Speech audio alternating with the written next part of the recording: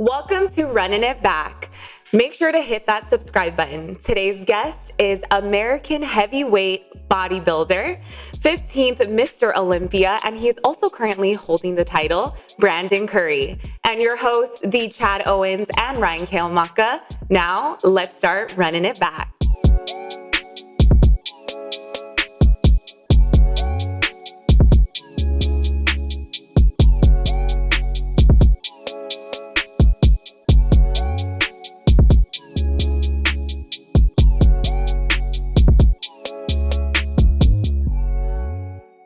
Let's go. B, what's happening, brother? How you doing? Doing great, brother. Doing real good.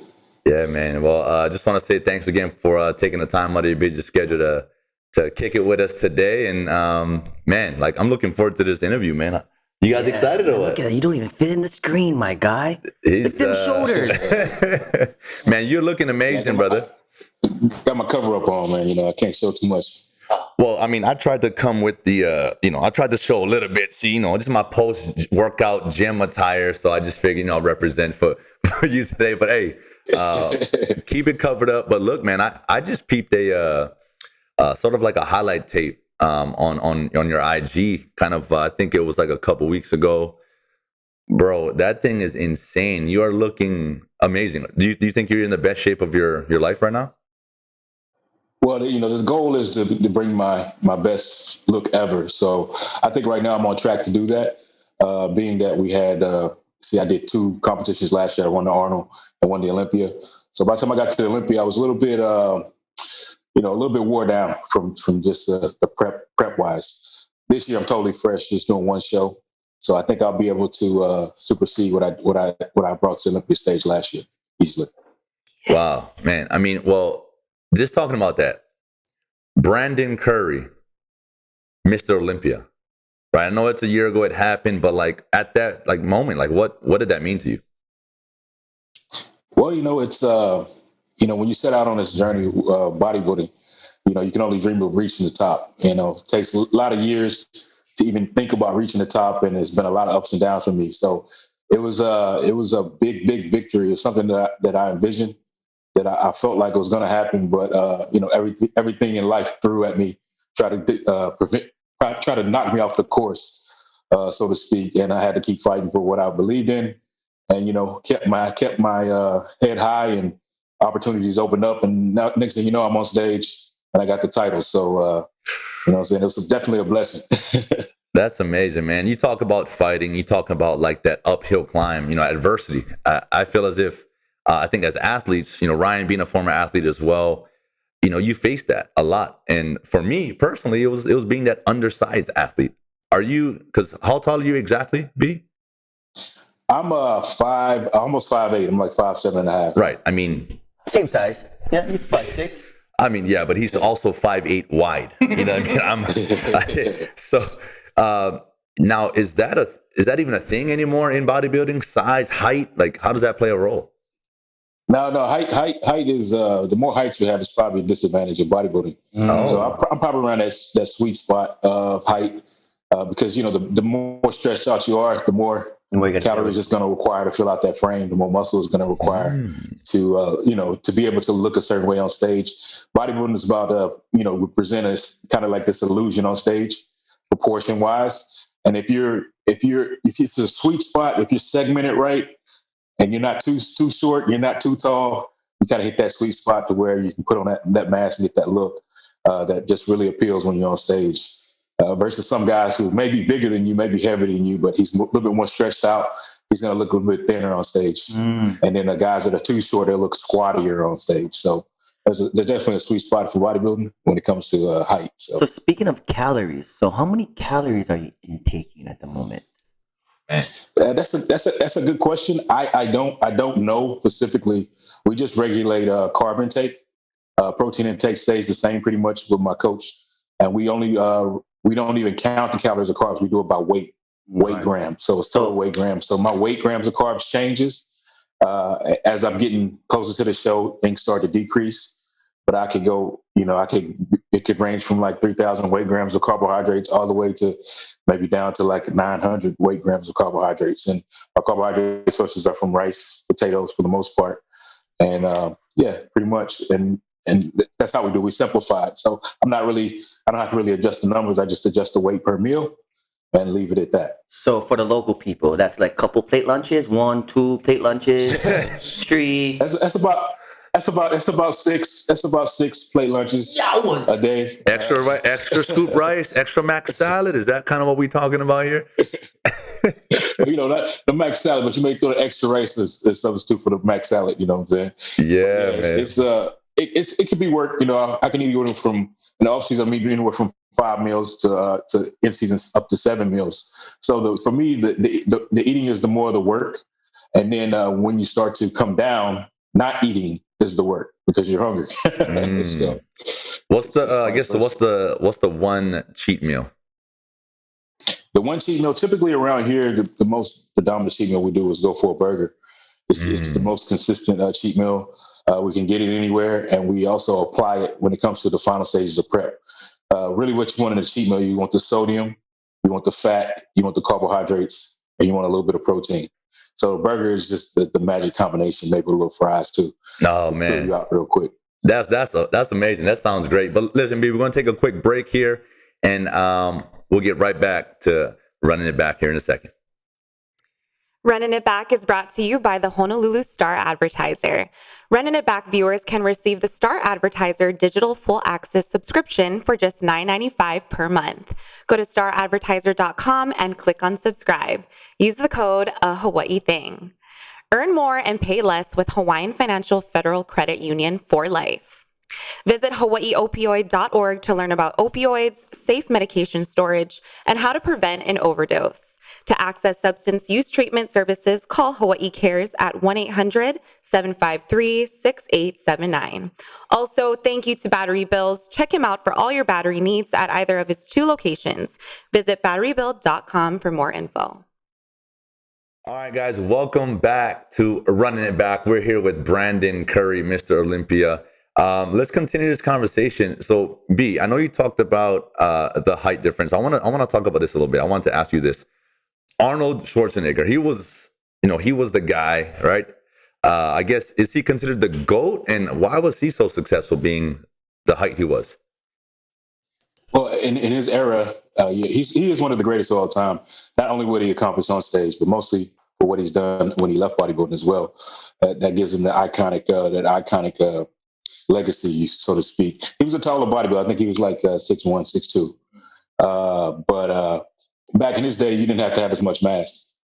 So being that the guys were not as big back in his day, he could compete, at a taller height. And they look for more of they call it more the classic era. So they look for different things. But now we are in an era where mass matters. They still want classic lines, but they want what we call conditioning.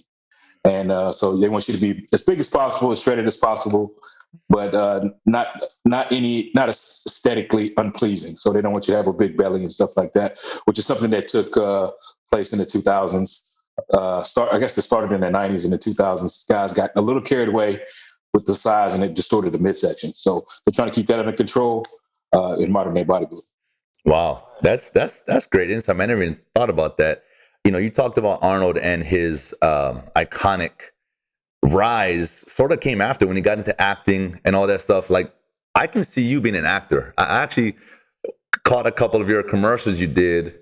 Man, have you taken any acting classes? Is that something that you can see yourself doing post bodybuilding career? I haven't taken any official acting classes. I did some Zoom. I did some Zoom reviews with some acting coach right before I did an audition in which I got. But that was the only kind of acting, coaching I've ever had. That was really, really swift before I had to actually audition. But acting is something. If it comes, it comes.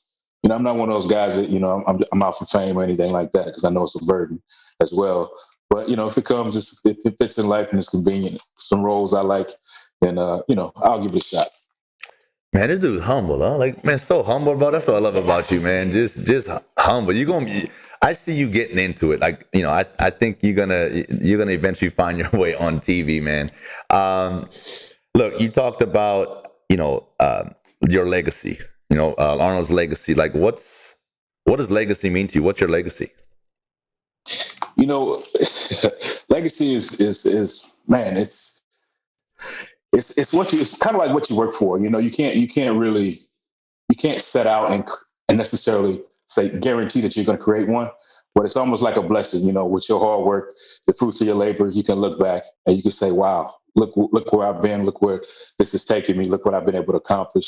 And it's something that, you know, lives on throughout your family, throughout your lineage, motivates those that have come behind you, and hopefully, you know, financially supports those who have come behind you as well. So, you know, it means a lot if I'm able to create one. I mean, legacy in bodybuilding, there's a lot of different legacies, but being able to set my own apart from others in a different fashion is what I'm really looking for, being unique, not following after somebody else's footsteps. So, yeah, the Hollywood thing is great. Arnold capitalized on that. I know a lot of other bodybuilders that try to follow in his footsteps and failed at it. So it's not really my mission. I'm trying to do something that's in my niche, something that's in my abilities, something that you know, I'm purposed to do.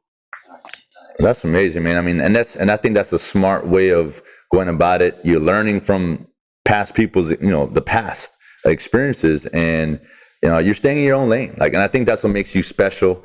And look, we're gonna take another quick break here, B, and we will catch up with Mr. Olympia here in a second. Running It Back is brought to you by the Honolulu Star Advertiser. Viewers can get full access just for $9.95 per month. Use the code AHIGHTHING. Earn more and pay less with Hawaiian Financial Federal Credit Union for life. Visit hawaiiopioid.org to learn about opioids, safe medication storage, and how to prevent an overdose.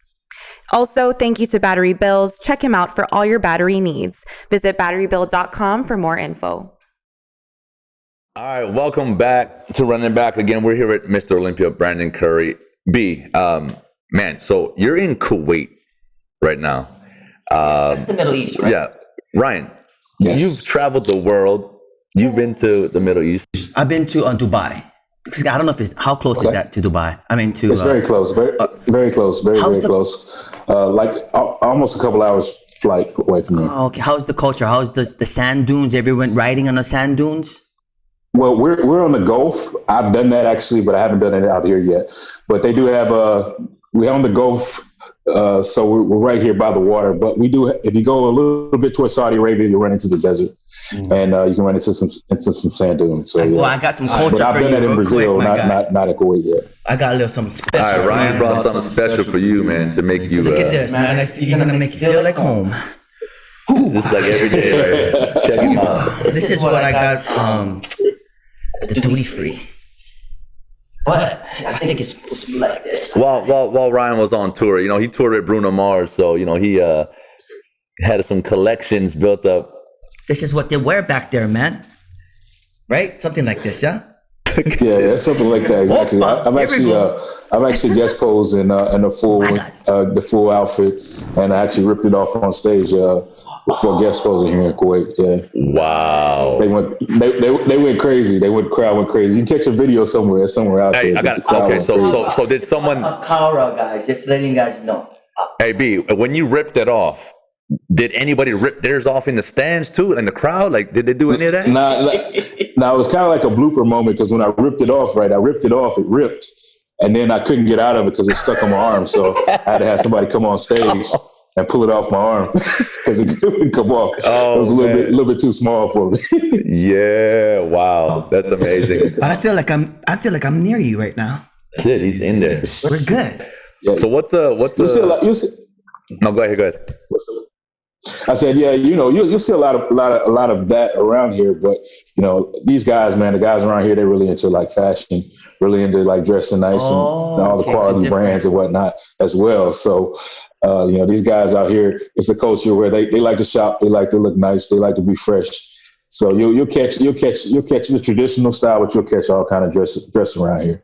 Wow, so they got it all, huh? So it's not just deserts and, you know, plain. The culture's, you know, pretty, I guess, well cultured. Yeah, It's well cultured, but it's still kind of different. Men kind of separate themselves from the women. Women separate themselves from the women. They don't hold hands. I train. They don't hold hands in. Yeah, men. You'll see men actually holding hands. Actually, it's weird. It's weird. It was weird to me at first, but now I understand it's like a cultural thing. So you'll see men holding hands, but you typically won't see women and men in large gatherings together. They're always separate. Like the gym I train in, it's all male. You won't see any women in the gym. Oh, wow. Which is good for me because I can focus. But yeah, no, that's good. We're going to talk about the training here in a bit. It's that time of the show, B, where Kiana is going to show a video. So let's check this out. Kiana, what you got for us? It's a surprise. You have to see.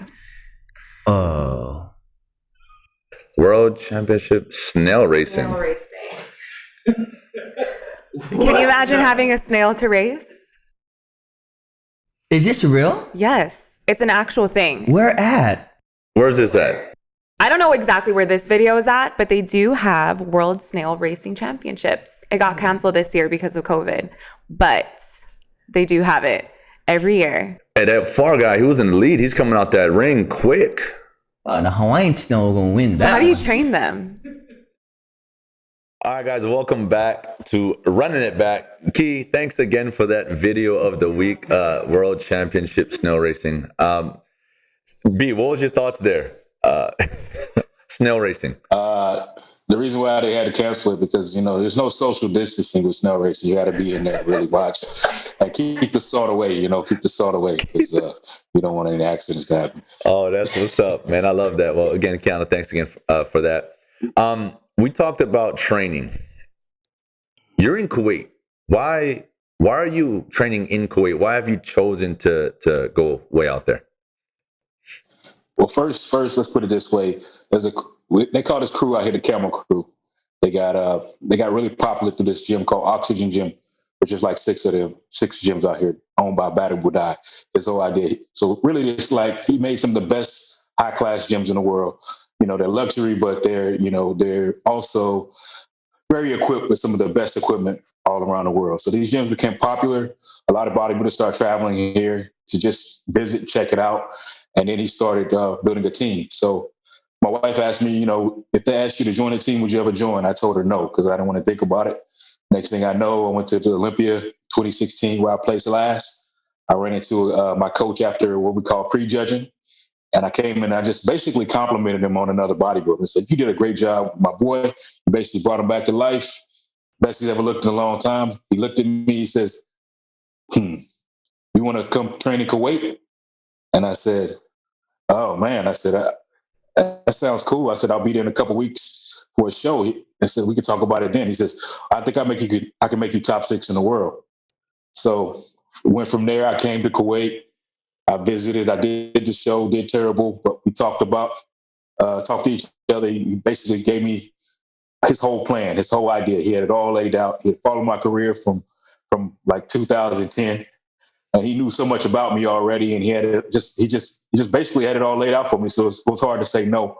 So I figured this is a place I need to be. This is a guy who believes that he can do something with me. So I made a commitment to come out here with the wife's permission, of course. She basically kicked me out the door, and we made it happen. Wow. We made it happen. So basically, I'm being out here pushed. I'm only focusing on one thing: bodybuilding, eat, sleeping, and training. And I don't have all the other responsibilities that I would have at home. So we can really do something special when you isolate yourself and focus on your craft. Yeah, man. I mean, that sounds like it was destined to happen, and which is amazing. Sometimes that good energy that's meant to be comes together. And let's talk about good energy coming together. You mentioned your wife, your family. It sounds like, I know Brandy. You know that we know Brandy. We're from Hawaii. How did y'all meet? Like, how does Tennessee meet Hawaii? Yeah, we met in high school in Nashville, Tennessee. Like her dad's mother was ill, so she had to come and help with her dad's mother. And she came to my high school for basically a semester, and we kind of became friends, and we kept in contact after that, and what was it, 7-8 years later, we were married. So this is how it went. That's awesome. Wow. I've seen some of your kids' videos, man. Bro, they're beasts. Like, man, they be running on both sides of the field too, huh? Defense and offense. Is that Maximus? Is that Maximus? He's a beast, man. Maximus is the one. He's the one. But Marvelous, he don't want Maximus outshine him. So he's actually at his level right now. His age, he plays a little bit better than Maximus did at his age. Wow. So he's trying to catch up. So we'll see. We got 2 ballers in the family. We'll see. Good stuff. Wow, that's amazing. Yeah, I know that family support is huge. Being an athlete myself, former athlete now, that truly makes a difference. Giving you the peace of mind that you can focus and do your job, and just do that with no worries that, hey, kids, everyone at the house, wifey's going to take care of that. So that's really, really important. And yeah, man, I think with that, I know you're on your way. I know you focus right now, getting ready for being back to back. And man, I just want to say thank you for coming on and being part of Running It Back, being a part of this podcast, joining us. I know you're busy. You probably got to go eat a couple cheeseburgers right now. But we appreciate you, B. No cheeseburgers. Not till Coach says so. Well, appreciate it, man. All right, my guy. No problem, bro. No problem, man. You have a good one. Thanks for the invitation. Thanks, brother. Aloha. Thanks, Brandon. Don't forget to follow us on all our social media platforms at Running It Back Podcast. Make sure to follow us on our YouTube channel and hit that subscribe button. Today's podcast was brought to you by the Honolulu Star Advertiser, Hawaiian Financial Federal Credit Union, Department of Health, and Battery Bills. We out.